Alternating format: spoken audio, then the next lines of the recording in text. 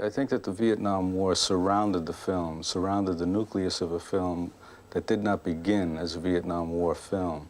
I think that it began more as a film about people, about working class people who are in fact the people who fight the wars in every country of the world. They're the people who do the dying, the suffering, and they're the people who have to go on after the war is long over. I think that I will speak for America, I think that the working people in America are, have a great deal of courage, have a lot more intelligence than they're normally given credit for, and a lot more dignity. I think that they suffer the tragedy of war and the crises of war in their lives with an amazing amount of courage. I think that they were greatly maligned and characterized by the press during the years of intense feeling about the war as being right-wing or whatever, unfairly. I think that in many cases their motives were quite simple and quite pure. And there is one word that comes out when you talk to a lot of veterans, particularly Special Forces troops who were in the war, and when you discuss with them at length why they went in, one word comes out sooner or later in every conversation, and that's the word adventure. We have to keep reminding ourselves, I think, that the people who do fight wars are terribly young, and that a lot of these people come from very circumscribed environments. And there is, on the part of many people, a simple desire to go beyond that environment, to find the way out. Hey, wait a minute. What are you thinking of going deer hunting tonight? Not tonight. I'm getting married tonight. You fucking guys are going deer hunting. Hey, we get your legal tucked in bed with Angela. Hey, you guys are all fucking nuts. You're married, man. Boy, you're crazy. Life is over. Yeah, right. You're getting married. We're crazy. It's all right, hey. It's all right. We'll be right there. We'll be right with you, all of us. Won't we? Right? Am I right? Right. Hey, man. Hi. Come on. Come on, you guys. I'm buying the first round this morning. Hey, Steven, any help you might need tonight, just feel free to call on me. The intention was to have the mill always looming above the trailer, looming above the stores, always rearing itself above the town. I mean, that was an intentional, something intentional. I don't know why exactly. I mean, it's one of the luxuries of filmmaking is that you can kind of indulge your obsession without always explaining it. But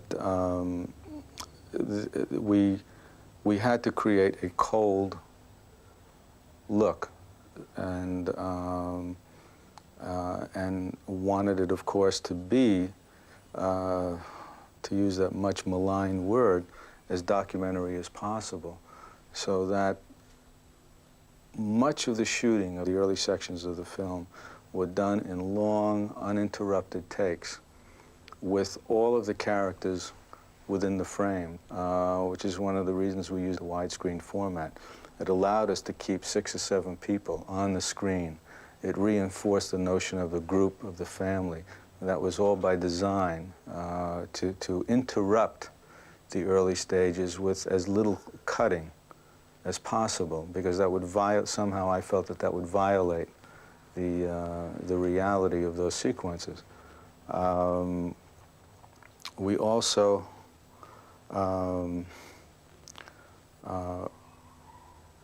we did something in the early sequences which is very rarely done, and whenever it has been done, it's usually been done very unsuccessfully, and that is that the music and the dialogue in the dancing sequences are done live.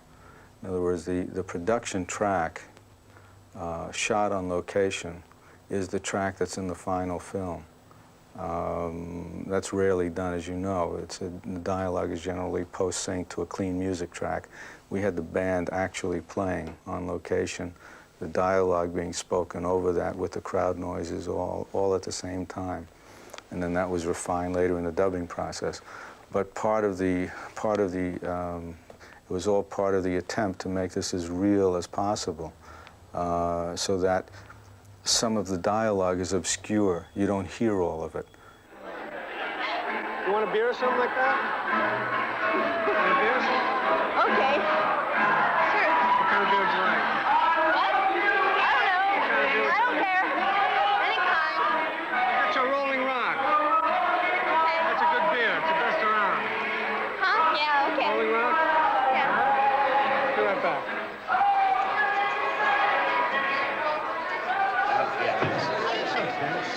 That's it. Last battery.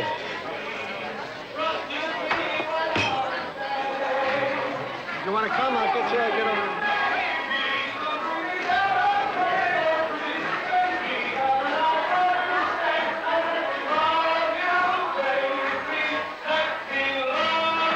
Hey, Jerry. Sorry. Okay. Jerry, give us two Rolling Rocks and give me a kiss on it. Okay. It's a wedding, you know. We're supposed to, like, go have fun. You really like Nick a lot, huh? Nada.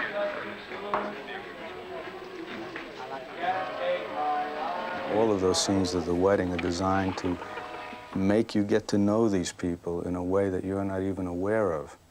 Or hopefully you're not aware of it, just simply unfolds and you think you're seeing something that is documentary.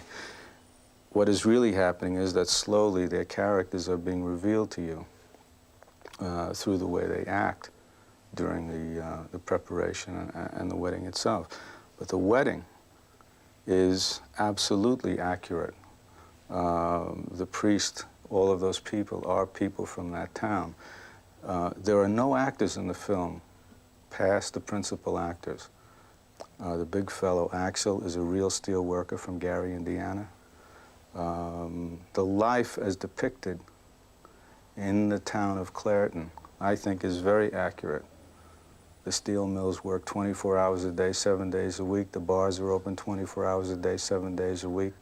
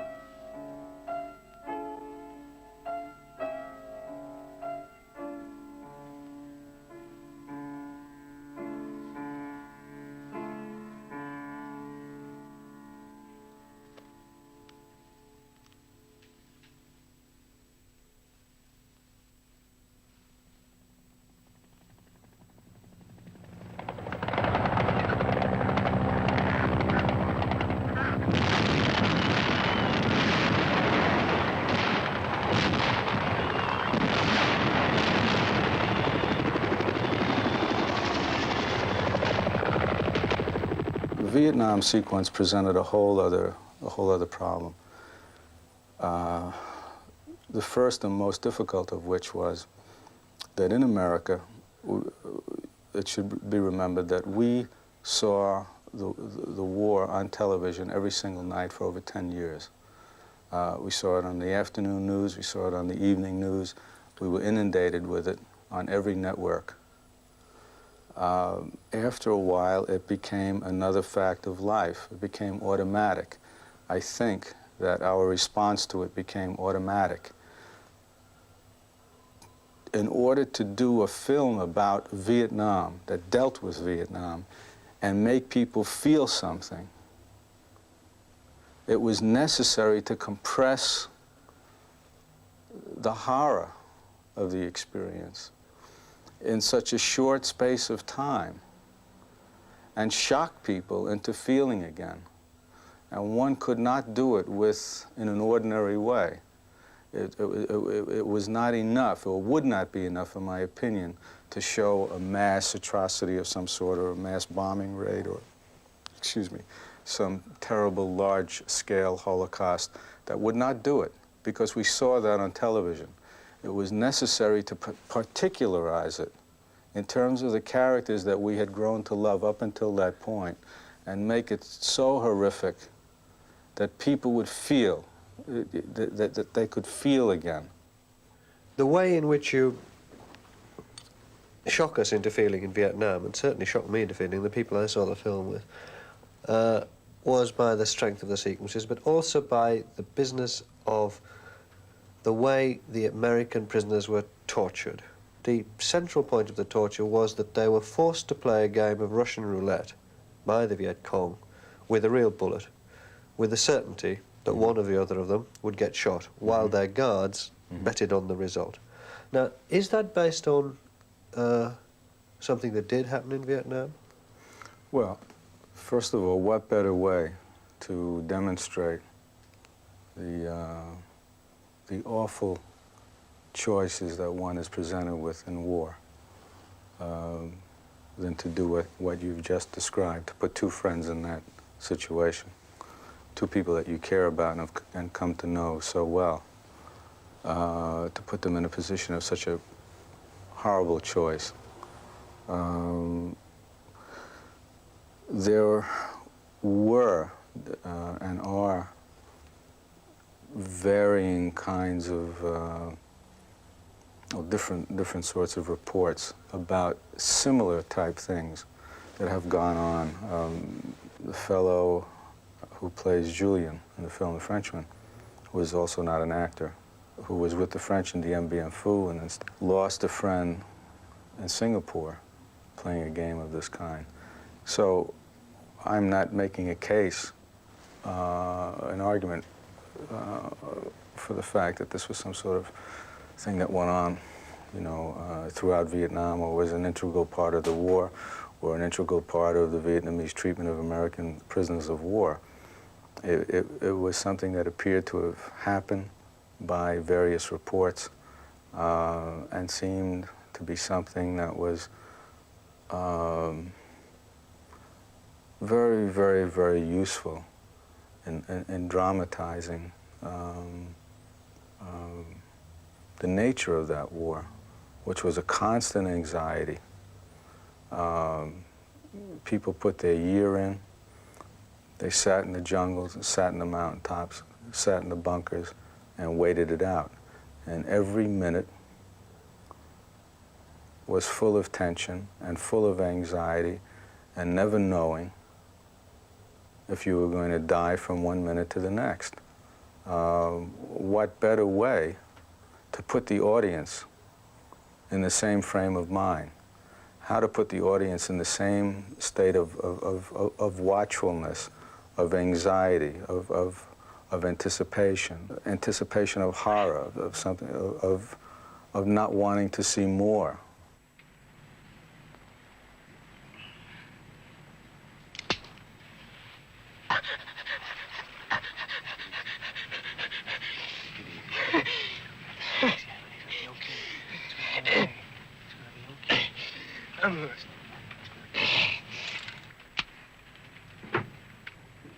How about you? Come on. Look on. How about you? How about you?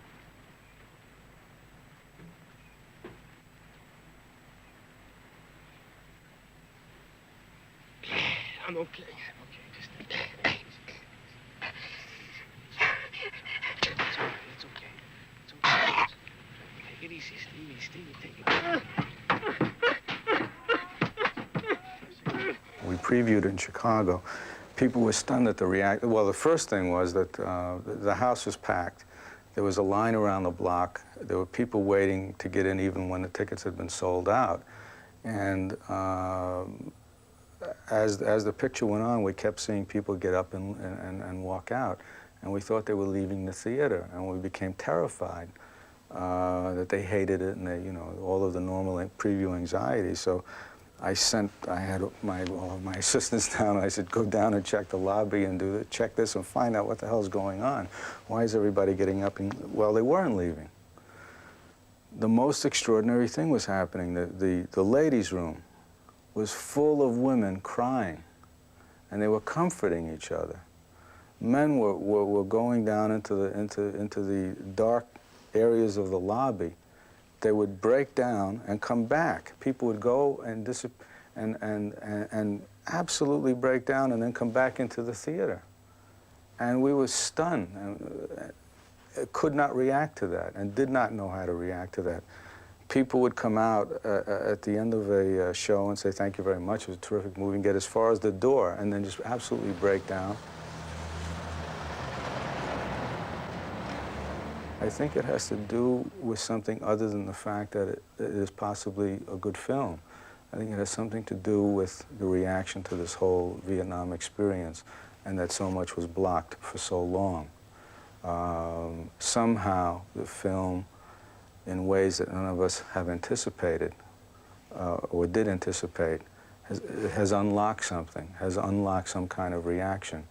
And I think perhaps the people who were the most blocked are reacting the strongest, and somehow the film has given them a lever to react and a freedom to react in a way that they haven't done before. White with foam, God bless America, my home, sweet home.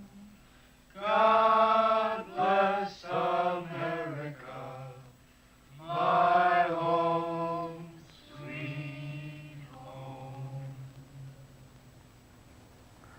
I think just as the people in London came through in the war, after great suffering, the people in Leningrad came through after the war, after great suffering. The people, God knows, in Hanoi, after great suffering, came through, and the people in America came through. People come through. Ordinary people with extraordinary amounts of courage and grace. It amazes me, and I think it's hopeful.